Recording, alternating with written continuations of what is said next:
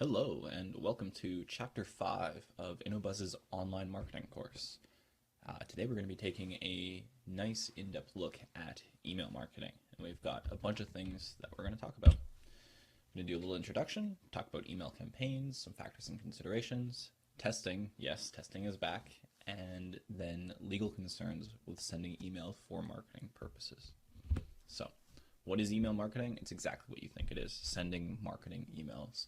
And you can send them either B2B or B2C, and depending on which one you're sending, there's different considerations to take into account. So for instance, B2B, typically a little bit more formal, B2C, typically a lot more sales-like.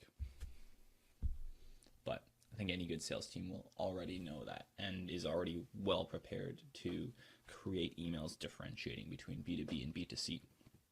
So when you go to send emails, you need the email itself and then a sending service. And the reason you use a sending service is because you cannot expect yourself or a labor force to just manually send out millions of emails, which is what some large firms end up doing, or hundreds of thousands, or even 100,000 emails once a week. It's just unreasonable to hire people to do that. So use a sending service to automate it. And emails can be plain text or HTML. HTML ones are pretty and look exactly like this. So this is an actual newsletter email from Banana Republic. It looks really nice. This is what a plain text one looks like. So not quite the same. One is definitely nicer than the other. However, with email, there's a big concern. Or with HTML ones, there's a huge concern. Now, the graphic ones look better with the HTML, but it often breaks when a person views it. So that's what comes out. Not quite acceptable. And this thing that happens with all these different images breaking is very common with Gmail users and Internet Explorer, actually Gmail users and Internet Explorer users, since Internet Explorer by default turns off images, which is not great because now you're killing off the business market using Internet Explorer, and Gmail, of course, being very, very, very popular. And with other email providers, you run into this problem all of the time. So what ends up happening is, and I couldn't find this example for you, but it was regarding a game launch, and the firm had crafted this absolutely beautiful email. It was just awesome. And the campaign actually didn't end up doing too well, because whenever it ended up in someone's inbox, it didn't even look like this. Here you can at least see the Samsung and social media icons up top. The one for the gaming company, it just straight broke. So people looked at it and said, well, okay, screw it, and just clicked back to their inbox. We already have way too many emails to look at every day. We can't look at them all. If something doesn't display properly, well, we just kind of say, screw it. So what a lot of companies have been doing are experimenting with sending just plain text emails. And it seems to work especially well if they're sent from a person, because it seems more like regular email. With no images, images are never broken. And that's the absolute key, is that, I mean, if you think about it, I was reading up some statistics of how often emails break. And it can be, I think, upward to 50% of the time. And if you can just imagine it, that's not good for a direct marketing campaign, which is what email is. You're automatically cutting your success rate in half off of an already small amount. And it just doesn't seem smart, or not totally in half, because some people will click that little link that says click here to view images, which is good, but not everyone will, and it decreases the amount of people who can actually take action, because if your buy now or link back to your website doesn't even bother showing up, then there's really no one going to click on it, right? So when companies are experimenting, they absolutely should be sending out plain text emails as well, just to see which ones convert better. And like I said, if you're sending emails from a person, then switching to plain text, it does seem to work very well, because all of a sudden, can't break anymore. And sure, they don't look as pretty, but they seem more personable. It's like getting actual email as opposed to something spammy. Well, it kind of tricks you. You know, I've got one company that regularly sends me plain text emails, and every time I look at it, well, I don't feel like I'm clicking on something spammy. I feel like I have this guy sending me something actually helpful whenever it comes in. I really appreciate that. So, as we talked about in the introduction, email service providers, or ESPs, are an organization which provides email servers which send, receive, and store email. The two biggest and most popular online services are MailChimp and Aweber. Aweber is the biggest one. MailChimp is it's a company I've used in the past, and it's still very big, it's still very popular, and it's a spunky kind of fun company um, to send email with. And I'll show you a good look at what MailChimp is. It's kind of fun to use. And if you have literally millions upon millions of emails to send, then the best one to use is probably going to be Amazon.com with their cloud system. They have a stellar service for really just dirt cheap prices. So that's another viable option for ESPs. Of course, your own company can build one yourself, although really there's probably not a big reason to have that happen nowadays with so many services moving to be cloud-based, which means greater efficiencies, no maintenance cost, and better uptime. And if something breaks, well, there's usually backup provided and ready to roll. Whereas if your own internal system breaks, then that's no good. So we continue to see that migration to the cloud occur with ESPs, or with offsite services at the very least. So whenever you're sending emails, you need obviously people to email them to, and those are called email lists.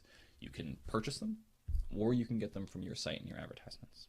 Now, either way is okay, as long as you're obeying all relevant laws. And we're going to talk about that a little bit later. There are tons of email lists which are available for purchase, although good ones are expensive, and they should be. The best ones, I think, are from your website. Now, we're not doing a chapter on content marketing in this course because we really don't need to. It boils down to basically just have a blog or a site that continually has information coming in, and make sure that people are responsive to that content, and then sell them relevant things, whether it's advertising or for true content marketing or true direct marketing feeding into content marketing, you would sell them a product. And if you have a content-based site, you have targeted traffic coming in every single day. So getting people from those sites is just so highly recommended, because you can think about it, if you have a popular blog and you can throw an email list on, and that email list sends out relevant offers from time to time to those people, you can just start making so much extra money. And here's a really cool thing about email. If you're thinking, well, should I feature email or social media? Feature email. Email actually converts substantially better than social media does. Social media is good for building brand saliency, so is email, but email just converts more. Marketers are still trying to piece together exactly why it is and why this is happening, but people don't. Maybe it's just people are more inclined to buy after checking their email as opposed to buy when they're on Facebook or when they're on Twitter and they're getting fed a continual stream of information. Whatever the reason is, definitely email is the better one to feature. Now, that's not to say that you can only get emails from content marketing websites. You can also get them, of course, from your company. InnoBuzz could, on their own website, set up a place to capture emails. Your firm can do it too. P&G can do it. Banana Republic. Any company can, and many do. And I think all companies really should. Having that newsletter.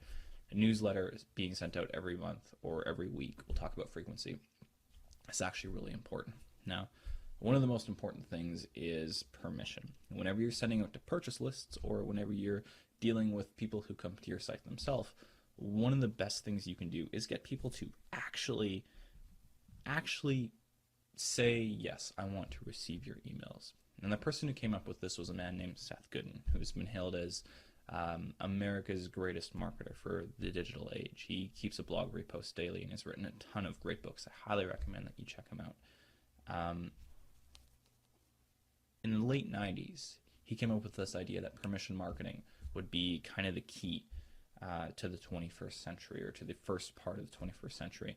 And within a few years, marketing theorists kind of picked up on this, academics. And what we've seen in the second half of the first decade has been a huge uptake in the success of permission-based marketing.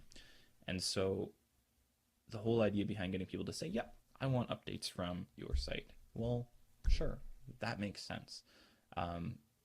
it makes sense that they would be more interested in your company and that they would respond better. It's not spam. It's not marketing messages being sent out to millions upon millions of just random users not in your target market. It's focused, and they have even focused themselves into your category. That's exactly what you want. So when it comes to getting those signups, you want to make it as easy as possible for customers to subscribe.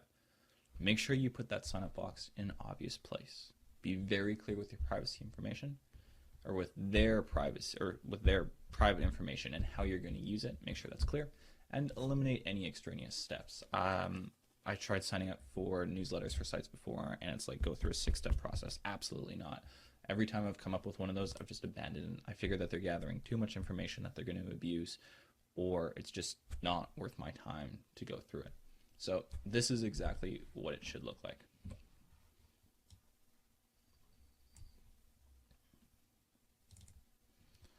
This is Copyblogger. This is their blog page, which used to be on their homepage, and they just recently changed it. And where is it? In the most popular spot. Boom. Right there. So free updates, enter your email, join us.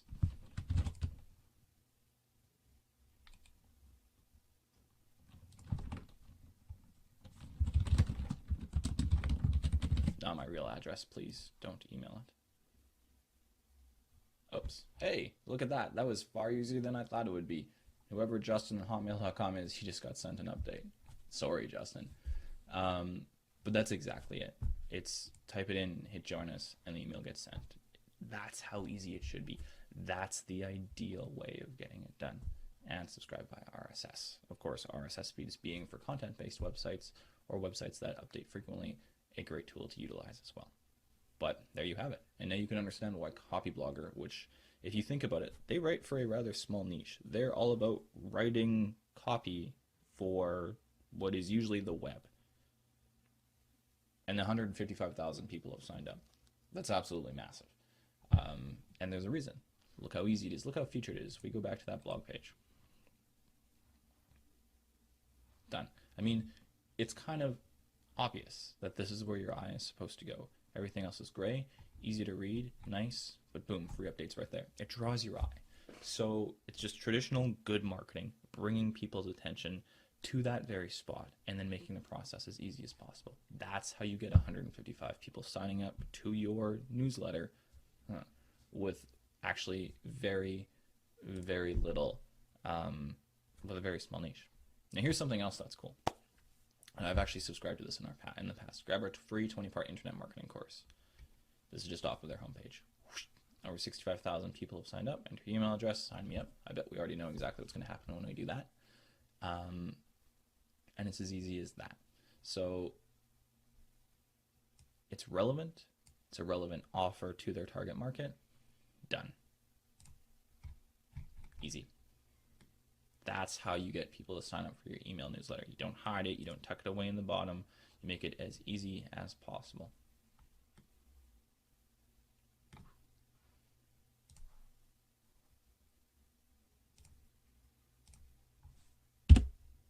So let's look at some of my rules of email marketing. I kind of boil it down to basically 4 at all times. 1, as you should know, as any marketer, you have to consider the reader's point of view. They're the most important thing. They're the people who are going to buy. They're the people who are going to talk about your website if you have something worth talking about. They're the people who are going to interact with your firm. Who they are is everything. That's marketing 101. 2, use personal, not corporate language in most instances. Now, there are exceptions to this. In B2B, you should almost always be using personal language. Almost always. That's basics. The crux to all B2B is relationships. That's how things get done. And, of course, mutual self-interest. But relationships are critical. And if you're overly corporate, no one wants to deal with that. But you know what? I think people kind of want to talk to personable people who have a personality behind them, not just some corporate mask person who they don't even really know who's emailing them. That doesn't make sense. With with B2C, it is a little bit different, because oftentimes with B2C, you're going to have a company like Banana Republic that, well, no one is really interested in John from Banana Republic and what he has to say, unless it's John's monthly newsletter on recommendations. See, that's different. And it boils down to your campaign and how you're doing things. There's a company in Canada called Chapters, and Chapters is famous for having, it's a book company, bookstore. And what they have is they have something called Heather's Picks. I think Heather's the CEO of the company or their chief editor or something. I'm not even sure who Heather is, but I know that I think it's every week, but very frequently she just picks great books and recommends them to people. In those instances, creating a newsletter, Heather's Picks as a newsletter form, that would make sense for that company, and then have it be from Heather. Meanwhile, if people are just looking to see what the latest khaki pants are, then no, you don't really need to use personal language. But then I would ask, do you need to use corporate speak? No, not really, because you're not considering your reader's point of view. Your reader doesn't want in-depth corporate speak. They want a relevant offer delivered to them. It's not personal, it's not corporate, it's just relevant marketing. Again, I guess that would be marketing 201 really in that instance there. So, step 3. Spam filters are going to kill you if you're not careful with them. When we're doing like traditional mailing, direct marketing through the mail, the biggest concern was always getting the right person to pick up the piece. So one of the most famous ones I can remember from my own childhood was my house continuously got little tiny flyers about a couple times a month for like china plates and little glassware, crystal stuff. And whenever I would pick up the mail, hey, that's great, I'd throw them right in the trash. You know, it's a 0% chance of conversion. I was a teenage boy. I have no interest in any of that stuff. None. I thought about it being a gift once for someone, but then I realized that I could get something just as good for cheaper at a store that I actually could see in my hands, and called it good. I was not the target market. Well, with email, you can pretty much always reach your target market, but you have to deal with spam. And spam filters are in place to keep bad companies from sending messages that are not relevant to their customers. So, you want to avoid certain words like additional income, money, profit, opportunity. Filter those out of your message. Now, with that being said, with permission-based emails, where you're only sending out a few to a very targeted group and you're doing it frequently, spam filters are getting pretty smart nowadays. They can catch on. If you have a newsletter that deals with money, you don't really need to worry about that. What you need to worry about is if you're just sending out emails, shotgunning them everywhere, and then you're talking about money, money, money. Here's how I made $300 a day with Google working for an hour. Like if that's going into your email, you're going to get caught. So just be careful. If you're not in these niches, like if you're not in the additional income niche, then don't use additional income in your word. And you can draw up these lists online. It's just a simple Google search, nice and easy. At the end, what you want to do is step 4, check your message. And what Lyris.com's content checker does, and unfortunately they've moved to a registered version as opposed to just a freely available one for everyone. Actually, I'm not sure. Maybe it is free. I'll leave that to you to look into. But you can easily Google just email spam content checker, and you will be served a giant list of them. And what they do is they just analyze your email and basically give it a rating for how good, or in many instances, how bad your email happens to be. You do want to always check your emails. It's a conversion thing, right? We always want to maximize conversion as marketers. And if this can increase your conversion by 0.5% and you're sending out 100,000 emails, and that's a lot of extra money for just taking the time to just take a second to check in. So I always recommend that you do that. Let's look at the components of a good email. You need a good subject line. That's step number 1. Headline. Good images if you're not doing plain text. You need good copy. You need a great call to action, and then you need to meet all legal requirements. So when we're writing the subject is, I think, the most important part of the entire email, because one of the metrics that is most important, and we're going to talk about this a little bit later, is the open rate of your emails.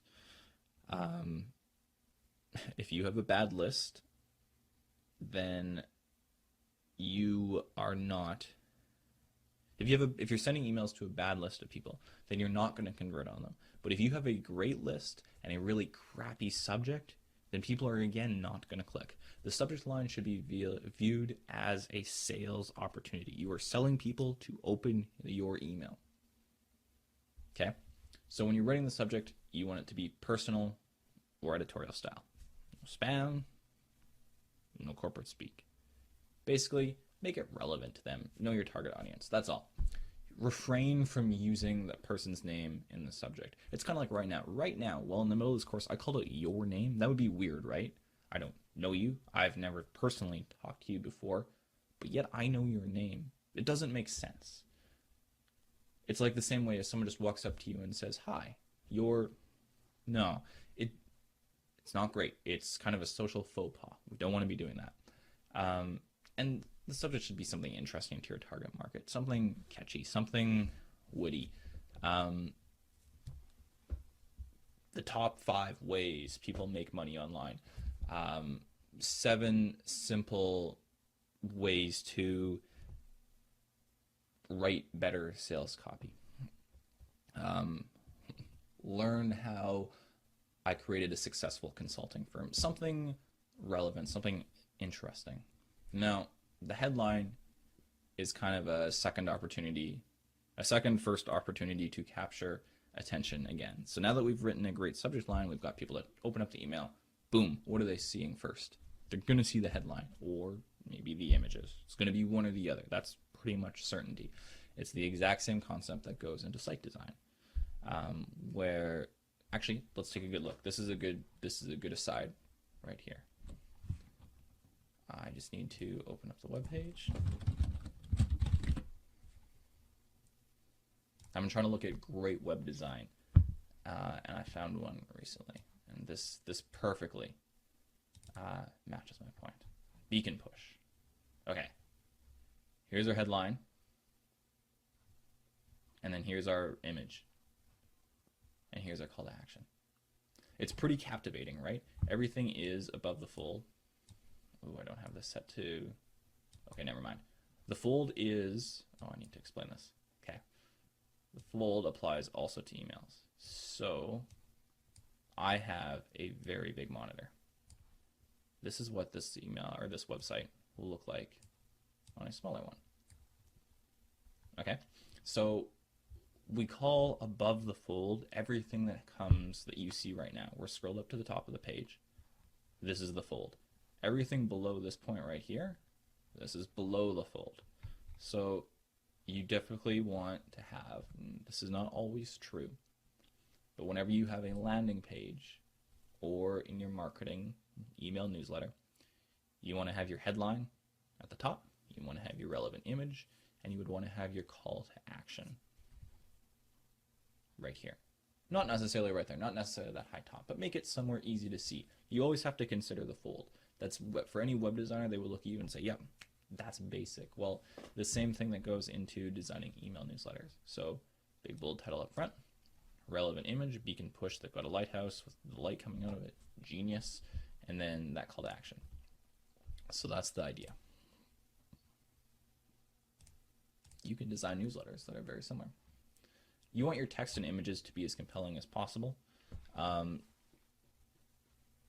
Now, this is where we get back to that fold stuff, because some people will turn around and rightfully say, and this should be tested, they say, well, I want people to read as much as possible before taking action, because I find that I personally want people to be informed before they come over to my website. I can understand that I understand how they're thinking.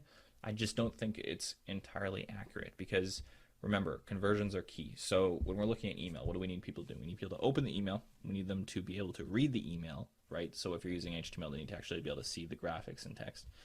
And then we need them to take action. If you're putting your call to action below the fold, then you've added a fourth step. You need to get them to scroll down. And then keep in mind all of this, so these 3 or 4 steps have gone to get people to your website, where they will no doubt have to look at more information and then fulfill the call to action on your website. Okay, so you're adding extra steps in, and that's why personally I think it's always best to have that call to action, or at least a call to action above the fold. Um, Now, if you are in the crowd of people and you've done some testing and for your website the way it's currently built, or you've just personally found that below the fold is working better for you, great. Then the role of your text is to make it be to get people to keep reading, to scroll down through your email. That makes intrinsic sense. Um, but really, even if you're going with the above the fold strategy, let's be honest, you still want your text to be compelling. You still want it to be the kind of thing that your target market looks at and says, I get that. I want this. I need this. This makes sense. Oh, I'm glad this company reminded me about their monthly sales. Anything, whatever your newsletter's purpose is. When we saw Copy Blogger's Smart Marketing, or Internet Marketing for Smart People course, there are 20 steps that they have in it. You actually get much more than 20 emails. There are 20 steps in their little marketing course, but every like 4 or 5 chapters, you're leaked with a sales email, a call to action, which is pretty neat. So the whole role then in that case, because they have an actual extended campaign and not just a small little email, their role for every email is to get people to keep reading, to keep them subscribed, and then in each email to pattern in action. And that's the importance of the call to action, is it's something that can be patterned and should be patterned. If someone opens up your email, you have something there for them to click on. You pattern, open email, go to website. Open email, learn something about my company. Open email, learn something about my company, so that they can walk into my store later on. That just makes sense. A call to action doesn't have to always be something sales oriented.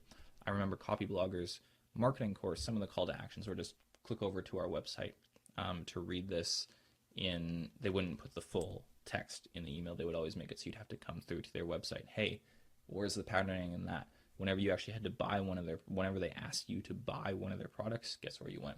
To their website.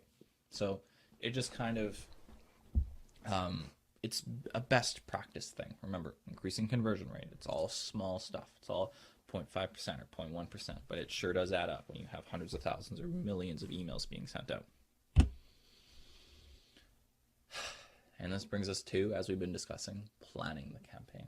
Now, most of the time, let's be honest, you're not going to send a email out. Well, maybe in B2C or B2B, but then you're probably going to follow up anyway. So at very least, you're probably going to be sending two emails in B2B. In B2C, it's going to usually be a lot more than that. So you need to plan a campaign out. And this involves sitting down with some key people in your firm, or just taking the time by yourself, maybe grab a coffee, a nice little latte, and grab the pen and paper and think about how exactly you're going to do this. Now, one of the best things that you can do is drip in profitable, revenue-generating calls to actions. So in the way that Copyblogger did it, as I mentioned, where every few emails, they'd send you some relevant product of theirs. Great. Now, there's nothing wrong. You don't have to do it that way. You can probably increase conversions if you're a B2C place by making sure that you always have some kind of revenue generation inside your newsletter. That does make sense. Remember, Copyblogger got people to sign up because they knew their audience was interested in online marketing. The people who sign up for your B2C newsletter, they will probably just be interested in relevant information or relevant offers from you, or maybe updates from your company. Not necessarily,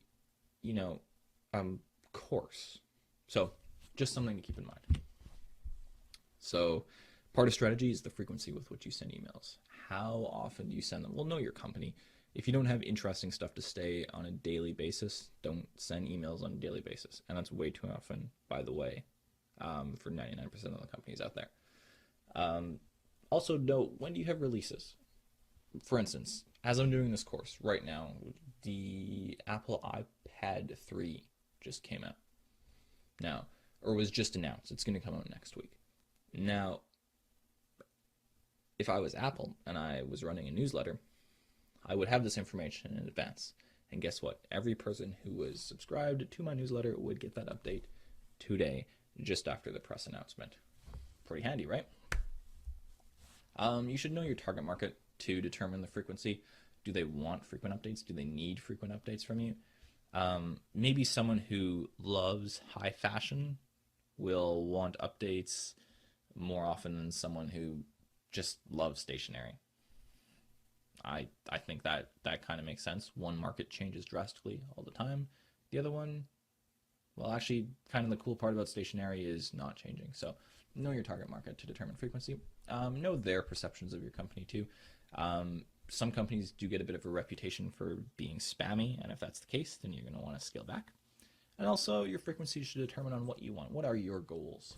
And since you've already determined what they are, when you sat down to do the strategy, then that should also help you do your frequency. So with that Copyblogger course that they did, I believe it took about a month or 40 days to go through the entire thing. Maybe slightly longer, maybe 50. And they knew that they wanted to generate sales every week or so from this newsletter. Okay, done. Simple. And another thing to keep in mind, there's no blanket answer. There's no right or wrong that I can tell you. I can't just sit here and say, yes, every 3.2 days you should send out an email. No, I can't do that. It depends on those above, on the answers to those above questions. Not again. More testing? Yes. Email marketing, as I said, is direct marketing. And because of that, you must test everything because it's all about conversion. I feel like this is something that I am really trying to drill into your brain because, you know what? If you're a marketer and you work for a corporation and you go up to your CEO and you say it, or your marketing manager or your chief marketing officer, and you say, I want to do this. I want to launch a PPC campaign. I want to launch a social media campaign. I want to begin creating this email campaign. I got this really cool idea for like this course for a customer base from this digital marketing course I was taking from InnoBuzz. And one of the things that they said was that, email marketing as a course, well, they gave this great example and it really worked and I want to do it. Great. Here's what's going to make it successful or not successful. And I can pretty much guarantee it. Everything will be whether you test it. Because you know what? You are not just going to guess the best way to do things. In fact, the way that you initially guess it, from what I know as a marketer, what I often think is good, is terrible when it comes out to things. Because you may know your target market so well. You might have them just dead on. But I guarantee you, as a marketer, our attention is pulled in many different ways across many different tools. Unless you are an email specialist, you are probably not going to intrinsically know exactly how to develop your email. From this course, and from just being in marketing, you probably know a lot about how to design a great website. I guarantee you, if I could sit you down for half an hour with a pen and a piece of paper and say, design me a great website for this company, you could do it. But I also guarantee you that if we took the time to go through and actually split test that website, we could be even better. And that is exactly the point. If you really want to impress that CEO or CMO or your marketing manager, take the time and test it. Tell them you're going to test it. That's important. Anyone who's higher up in marketing knows that you just don't get it right the first time. I mean, seriously, who can guess the best headline? For anything.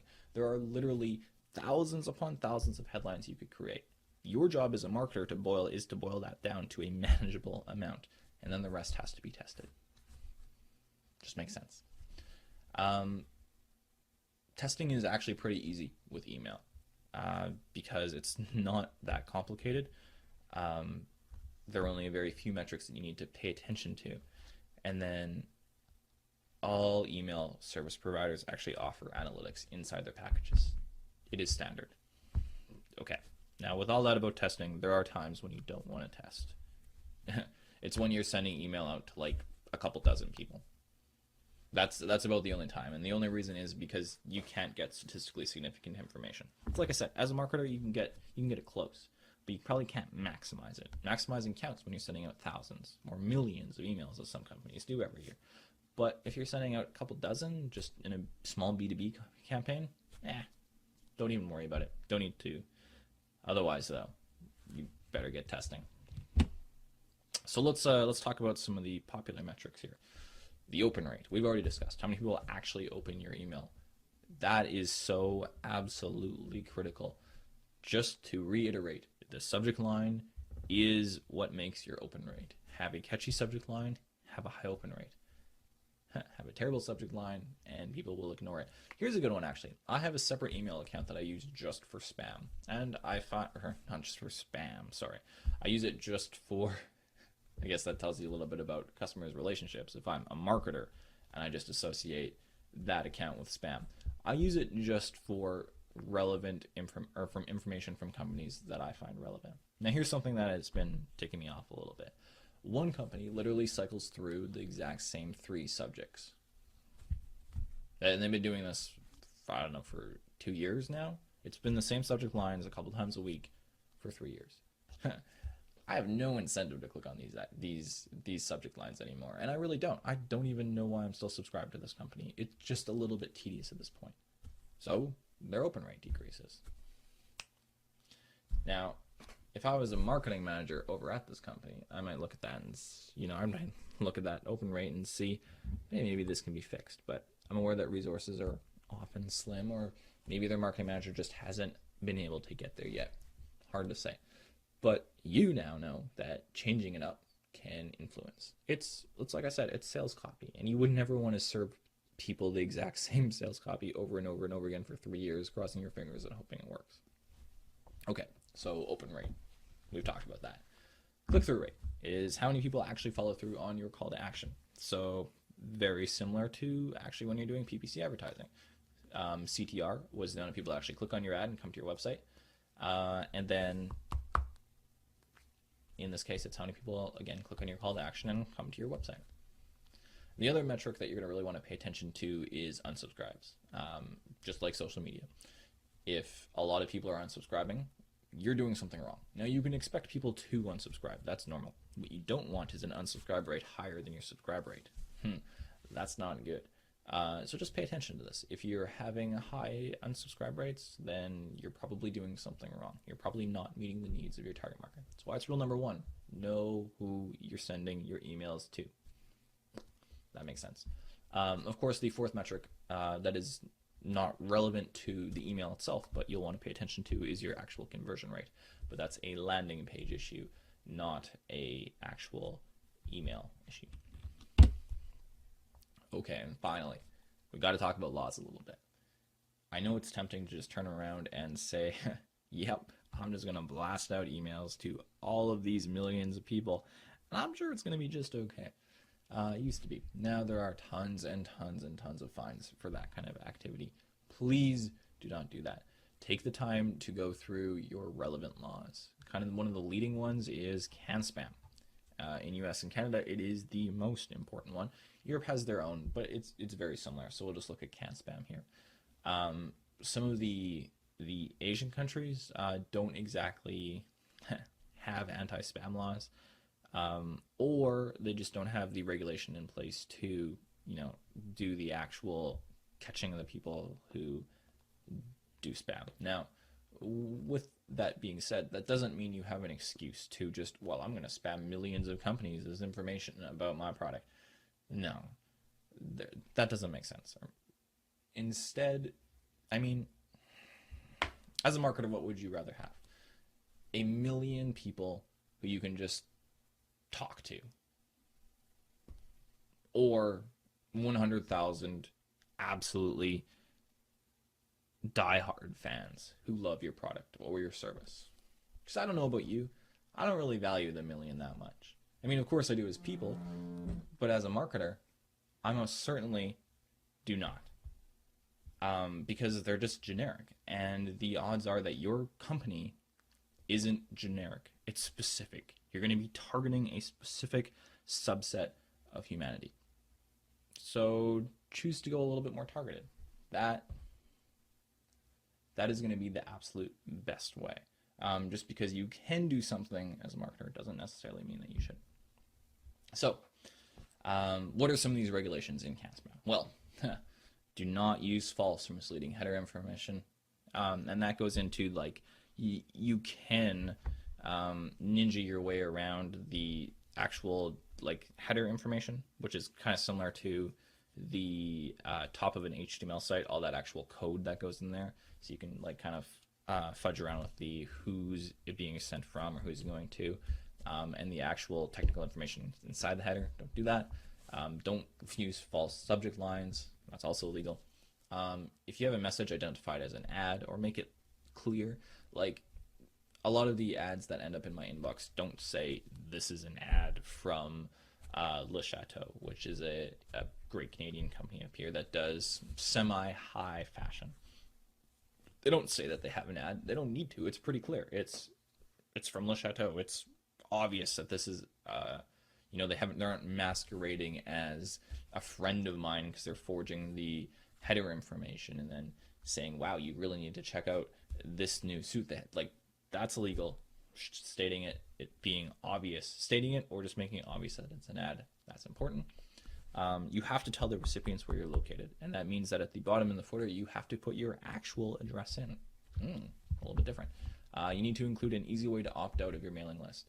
It should be one click is the ideal. So they would click on it, click on a link to unsubscribe, click on a link or click on a button to opt out, and done. And then it should be immediately honored. So they should be unsubscribed pronto. I think within 24 hours is the general guideline.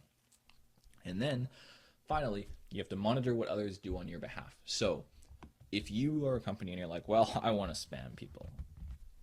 Okay, so what you do is you hire a outsourced firm to do your spamming for you. Yeah, that's not going to legally protect you. You will both be held responsible for that. And the whole idea of, well, they're a different company, we didn't know what they were doing, that is also not going to hold up in a court of law. You have to monitor what others do on behalf of your firm. So that is the basics. And remember that good old marketing thing. Just because you can doesn't mean you should. And with these laws and regulations becoming more and more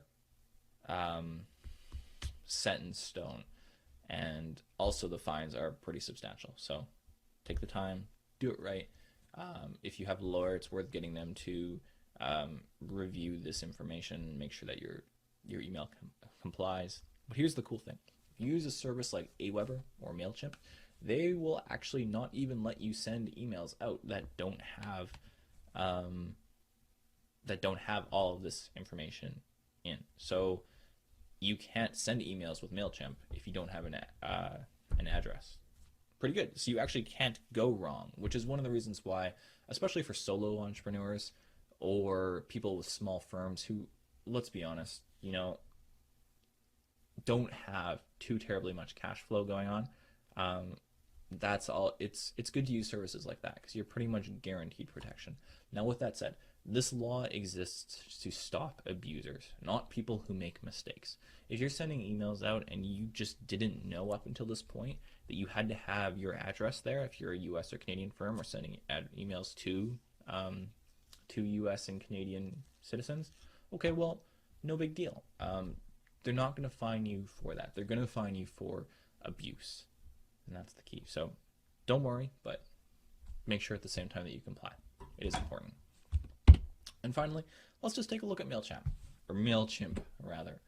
I quite like MailChimp. I think it's a really cool company because it's just, you know what? It's not too terribly serious. There's the MailChimp himself. Isn't he cute and funny? I don't know. It's nice. It's pleasant to look at. And if you actually log in, this is what it looks like. So the little chimp will always talk to you and tell you funny things. But let's get serious here because that's important. When it comes to actually doing anything, and this is just, again, once more, personal account of mine, nothing too fancy. I've got a couple of little brief campaigns. There's one small job I did for someone that I sent through this account. Here's a bunch of information for you, though, that's all very relevant. So recent campaigns, how many messages were sent. The campaign was to send out query letters, and the list came from the very, very high quality query websites on the web. Okay, well, let's take a little look through. Okay, so if we want to create a campaign, regular campaign, plain text campaign, A/B split campaign, and RSS driven campaign. Let's go up to our A/B split campaign for a second here. Remember when we were talking about PPC advertising? And we were talking about how you could A/B test and multivariate test your landing pages? Guess how you test your emails. It's the exact same way. Now, if you want to do an A/B test, so you want to test 2 different headlines, hey, now you can. It's easy. You would just click on that and build it. Pretty darn simple. So we're going to create a campaign. Regular old campaign. It's going to load. It's pretty sure I click create campaign. Oh well. Then it's going to ask you to select the list. So I've got 2 different lists here, the nonfiction literary agents and marketing consultant list. Okay. So you have the option. Do you want to send to a segment, or do you want to send to the entire list? Okay. Pretty easy. I guess we'll send to the entire list. Done. Next. Here's where we put information in. Okay. Name your campaign. Hey, required. Keep it relevant and non-spamming to avoid spam filters. Done. From name would be from me, legally, or my company. Reply to email. That's important. Personalize the to field. That means put someone's name in. So there's a little bit of code that MailChimp uses. And that's what happens when you upload a list to MailChimp. Done. Nice and simple. Do we have all the required information in? Yep. Track opens, track clicks, track plain text, allow comments. Done. Oh, no, we do not. Hello. Terrible subject line. Do not use something like that. That is not good. That is just to get us to the next page so we can continue with this demo. And here we go. Boom. Now we're looking at designing the actual email. Create your email out of content. Next up, write a plain text version. They're sending both, like I mentioned, and then confirm campaign details and send it. So you would just select your list or your design, or you can build your own. That's pretty easy. And then you would just continue through the steps. And that's all there is with MailChimp. And this is why it's so great, because it just makes it incredibly easy, and then they send out the emails for you. So let's just take a second to think here. If we were going to send out 1,000 emails right this very instant, it would take me a little bit to go through my Gmail account and to just individually send over and over and over again, right? And this is why we use MailChimp, because MailChimp means that you type up one email, you load your list in, you use the coding and make sure that the list is all done properly, which is actually very simple. When you upload the list, you're given these options about how you want the information to go into the system. So you can designate like someone's first name, last name, their address, their email, all that good stuff. You then code it in. So if you wanted to say, like in the instance of this query letter that we sent out, we wanted to go, hi agent, and then here's an information, right? We wanted to make it a little bit more personable because it was essentially a B2B email. Well, hey, done, right? It just makes it super simple. We didn't have to go in and individually type out all the people's names. We had it in the list. Done. All right. So we talked about campaigns. We talked about lists, reports. And this is where you can get all the information about the campaign. And how well this worked or didn't work is irrelevant. We know that our emails were sent out recently. We sent out 500 total, 18 bounce. Pretty low.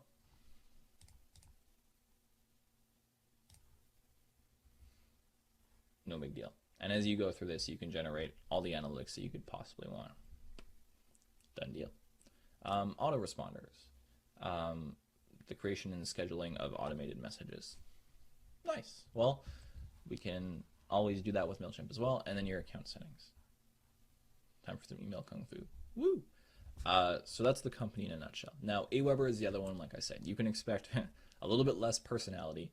And then Aweber is granted a little bit more powerful. So for myself, since I have a smaller practice and I'm a very personal person, I quite enjoy MailChimp. For my uses, it gets the job done. For other people's uses, they will probably prefer a little bit more power behind Aweber if you're doing an awful lot. But otherwise, I mean, both companies are great, and major companies do use both MailChimp as well as Aweber. You can't really